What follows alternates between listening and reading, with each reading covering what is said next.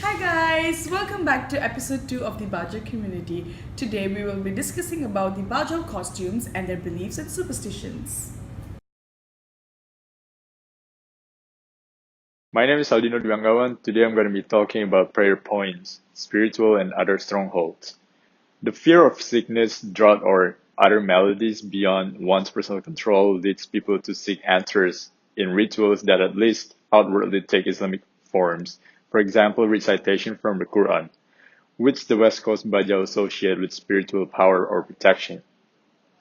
It is believed that more the Islamic religion is taught and practiced, the less the forces of evil will be able to molest the people. This belief could be viewed as a spiritual stronghold on the people.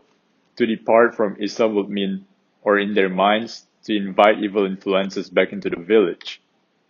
Another stronghold is the reliance on doing good works, usually associated with the Islamic religion, for gaining favor with God. These good works include performance of sedekah or alms as a way of easing one's passage to the next world, or to help a decreased family member get there.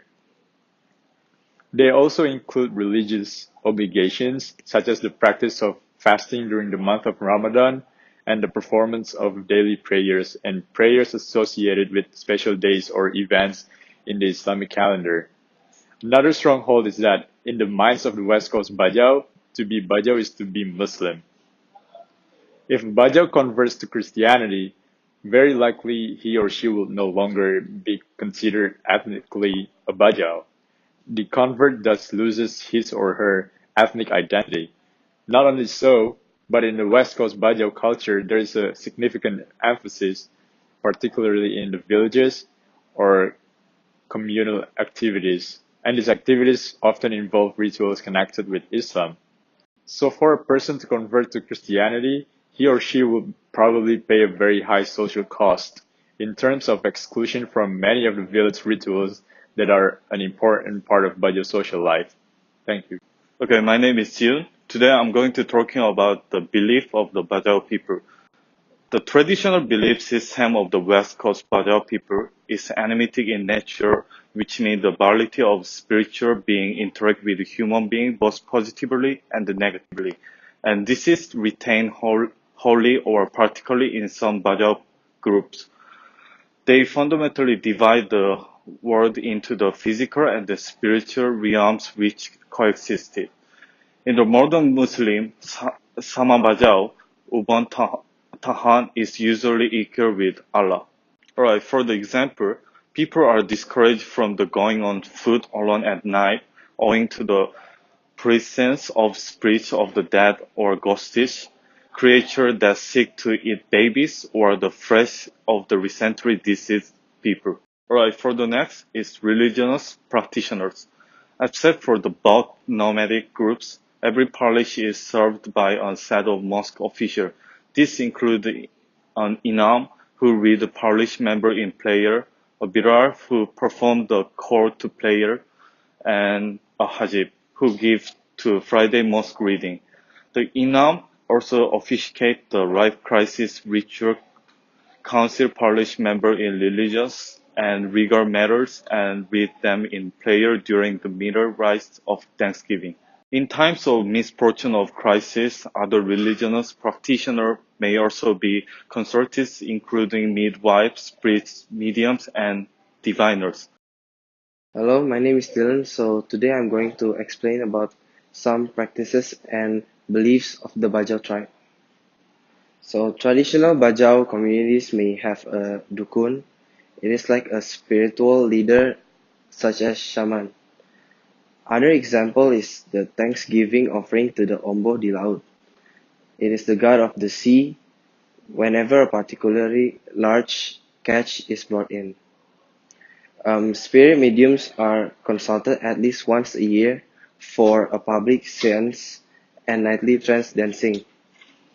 In times of epidemics, the mediums are also called upon to remove illness-causing spirits from the community.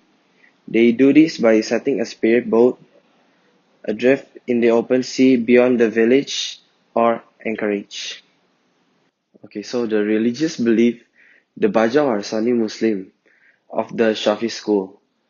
Claims to religious piety and learning are an important source of individual prestige, and persons considered descendants of the Prophet Salib are shown special deference.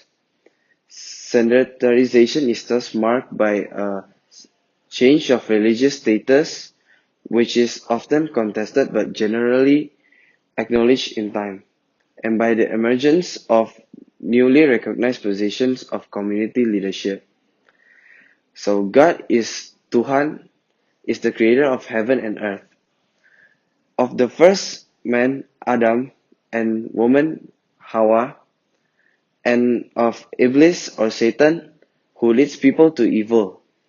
God is also the creator of good, as revealed by the prophet, the tradition, and law, Sarah. All events ultimately occur by the will of God. In this world, however, human purposes may also be thwarted or furthered by the action of the spirit or the agency of human evildoers. These later forces are dealt with mainly by charms, amulets, offerings, mediumship, and divination. The Bajau people are well known for the weaving and needlework skills. The Bajau women of Kota Belud make embroidered panels sewn into their long black wrap skirts. The Bajau and Iranian of Kota Belud weave the traditional headgear called kain dasta, which is also worn by almost every indigenous group in Sabah. The Iranian has even combined the dasta tradition with that of the Malay songket. Using metallic gold threads, the Iranian woman creates samping songket dasta, which is a glittering fusion of metallic gold threads and elaborate motifs. The Rungus women of Kudat not only produce Sabah's best beaded accessories, they're also known for the intricate black and red reversible kain tinohan, a cloth typically and traditionally worn as a ceremonial headgear by the Rungus men. But the cloth can also be made as eye-catching tablecloths and wall decorations. From old to young, the Bajau are colourful, festive, and musical people. They believe that they are descended from royalty. This is perhaps partly why they wear such richly colourful clothes, often made by hand from traditional dasta fabric. The more highly regarded a woman is, the more brightly and colourfully she will be dressed. She will also receive many water buffalo, which, to the Bajau, is a special animal that usually forms part of any woman's dowry. Arranged marriages are also very common. Marriage by kidnap and elopement are also still quite frequent. For the women clothing, we firstly have the badu sipak, which is a brightly coloured satiny blouse, usually yellow. The flared sleeves show the cuffs of an underblouse in contrasting hue. The flared sleeves are 2 inches longer than the outstretched arms and hands, and it is used for weddings. Betawi buttons are in the front and sometimes also on the sleeves. Secondly, we have the kain moga, which is a long, hand-woven wrap skirt with horizontal stripes, usually red and black, with supplementary weft motifs, and it is usually worn at weddings. Next, we have the olas blanket, which is also a full-length black wrap skirt with a wide vertical panel of blanket in the front. The motifs are stylized: punka kapas, which is a cotton flower, and pucha grabung, which is a bamboo shoot. This exclusive wedding garment has become very rare nowadays. And then we have the mandapun, which is a flat cloth covered collar ornament accentuating the neckline, decorated with stylite leaves in silver, gold leaf or substitute. And then we have the sarempak, which is a 2-piece head decoration in the shape of a ship made of gilded silver or modern substitute. Small ornaments dangling down from both ends are called the garigai. The ornament is fitted around the hairband on top of the head, 3 fingers away from the hairline. Inkot pangkat, which is a silver coin belt with a wide buckle with an attachment called supu, which is a round silver Bajau cigarette case. And then we have the galang, which are silver bangles, and the subang pendants, which are old or silver earrings. Lastly, we have the keku, which are long tapered gold, silver or brass figure covers worn by brides. Next, I'll be talking about the men costume for Bajau tribe. First one is badu. It is a brightly coloured satiny blouse, usually green, with flat sleeves showing cuffs of underblouse in contrasting hue. The flat sleeves are 2 inches longer than the outstretched arms and also hands. It is used for weddings and Betawi buttons in the front, sometimes also on the sleeves. Next is suat. Suat is trousers made of similar material in contrasting color and red trimming. They usually use the black color for weddings. Third one is tanjak. Tanjak is a headdress of folded kain dasta used for weddings. Podom also used for the horsemen. The fourth one is ingkot pangkat, which is similar to women attire. It is silver coin belt with a white buckle with an attachment called supu, which is a round silver Bajau cigarette case. And the last one is selendang. It is a sash tied around the waist, wear by the Bajau men.